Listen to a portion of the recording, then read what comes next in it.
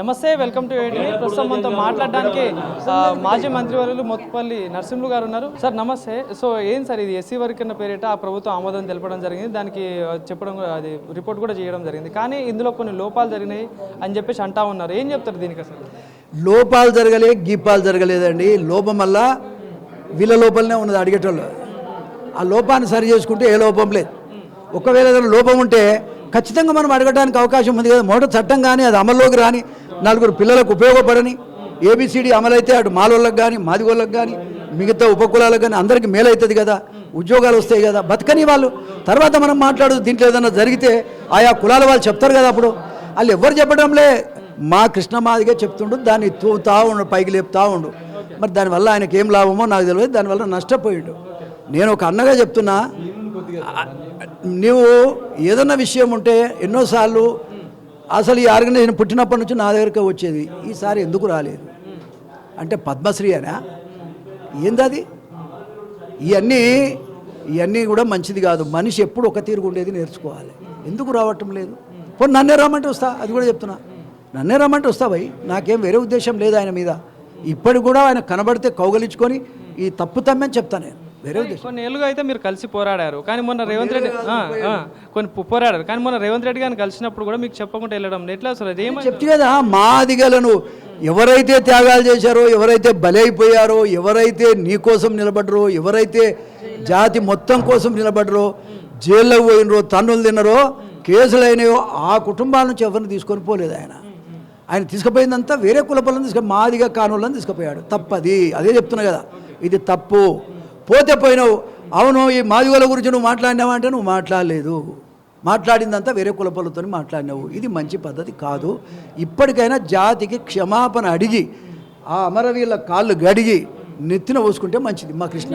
కానీ మళ్ళీ ఇప్పుడు రాబోయే రోజుల్లో కూడా మళ్ళీ గ్రామ స్థాయిలో వెళ్ళి కూడా డప్పులు దండోరా చేయబోతున్నారు. సో ఏం చెప్తారు? ఎవడినడండి, మందకృష్ణ మాదిగ బలం ఎంతో ఇంతకుముందే చెప్పారు. జనం వస్తారు. జనం ఎందుకు వస్తారు? జాతి అని వస్తారు. ఇప్పుడు జాతి సమస్య కూడా తీరింది కాబట్టి ఎవరు రాడు, ఉన్నమాట చెప్తున్నారు.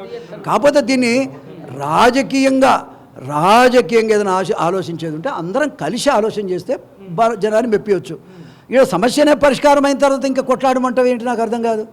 ఎవడి పాలు వాడికి వచ్చేసింది, ఏరుపడ్డరు. మాల కులస్తులు కూడా అన్నదమ్ములు పాపం వాళ్ళందరూ కూడా ఆ అసెంబ్లీలో బ్రహ్మాండంగా మాట్లాడారు, వాళ్ళు మద్దతు చెప్పారు. వాళ్ళకు కూడా ధన్యవాదాలు చెప్పాల్సిన అవసరం ఉంది. ధన్యవాదాలు తెలియజేస్తా ఉన్నా. నేను నా జీవితంలో ఎవరికి నేను వ్యతిరేకం కాదు. కాబట్టి ఇవాళ అందరం మళ్ళీ కలిసి ఉండాలి, అందరం సమైక్యంగా పోరాటం చేయాలి, మన జాతులను మనం రక్షించుకోవాలి. కానీ మొన్న ఏదైతే దామోదర్ రాజనరసింహ గారు అమరవీరుల కుటుంబాల కాళ్ళు గడిగి వాళ్ళకి డబ్బులు కూడా అందజేయాలి, మీరు కూడా దానికి ముందు పాత్ర పోషించారు, కానీ అదంతా మాదిగా ఓట్ల కోసమే అని చెప్పేసి అంటా ఉన్నారు. ఏం చెప్తారు సార్? అంటే ఇప్పుడు ఓట్లాడున్నాయి, అదే ఓట్లాడున్నాయి, మరి అదనే చెప్పు. అది కాదా, మంత్రి పదవి కాళ్ళు గడిగితే మంత్రి పదవి ఉంటుందా తామే? అది అంతా బుద్ధి లేని మాటలు తప్ప అంతకంటే వేరే ఏం లేదు. అతని మంచి హృదయం అతనికి దామోదరకు మంచి హృదయం ఉన్నదని చెప్పడానికి నిదర్శనం అది, అంతే. కానీ వాళ్ళు కూడా అయితే అమరవీరుల దినోత్సవం కూడా ప్రకటించారు. సో మీరు కూడా చెప్తాను చేయాలి, అందరు చేయాలి. వాళ్ళ కాళ్ళు గడగాలి, నెత్తిన పోసుకోవాలి, అందరు గడగాల్సిందే. ఏ టు జెడ్ మాదిగ జాతి మొత్తం తల ఉంచి వాళ్ళను కాపాడుకోవాల్సిందే, వాళ్ళకు మేలు చేయాల్సిందే. అందరం కూడా వాళ్ళకు మద్దతుగా ఉండాల్సిందే. మళ్ళీ కలిసే ప్రయత్నం చేశారు సార్? ఒకవేళ వస్తే నేను రెడీ ఉన్నదా, నన్ను రమ్మంటే కూడా వస్తా. ఆయన కనుక అన్నా నువ్వు రాయంటే నేను వస్తా, అన్నా నేను వస్తా అంటే రమ్మంటున్నా. మీడియాలో అది కొంచెం బుద్ధి తక్కువ, అహం ఎక్కువ అయిపోయి అడ్డదారి పోయింది. ఆయనకున్న బలం ఏందంటే ఈ జనంలో ఆయనకేం బలం లేదే. బలం ఉంటే గెలవాలి. ఇప్పుడు 3 సార్లు పోటీ చేసి ఒకసారి గెలవాలి, ఒక్కసారి అన్న డిపాజిటే రాలే, ఆయనకేం బలం ఉంటుంది? కాబట్టి ఆయనకు ఓట్లు లేవు, ప్రజలు లేరు. జాతంతా కులమన వరకు అందరూ వస్తారండి. నువ్వు మాట్లాడితే అందరు ఎక్కడో అక్కడ వెళ్ళిపోతారు. ఇప్పుడు సమస్య పరిష్కారం అయింది, ఎక్కడో అక్కడ వెళ్ళిపోతారు, అంతే. ఏమవుతుంది నీకు? ఏం చెప్తారు సార్ ఫైనల్గా? ఏదైతే ఏబిసిడి వర్గీకరణ కృష్ణమాదిగా ఇది బంద్ చేసుకోవాలి. ఫైనల్గా కృష్ణమాదిగా ఈ పిలిపిచ్చుడు రెచ్చగొట్టుడు బంద్ చేయాలి. ఏబిసిడి వర్గీకరణ అయింది, తల ఉంచాలి, ఖచ్చితంగా దాన్ని స్వాగతించాలి.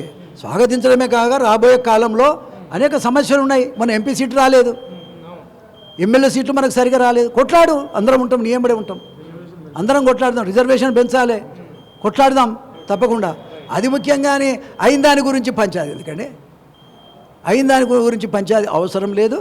అది కృష్ణమాదిగా తెలియచేస్తుండా, ఎవడు అడ్వైజ్ చేస్తుండో పనికి మాలినోడు, ఆయనకు నష్టం వస్తుంది.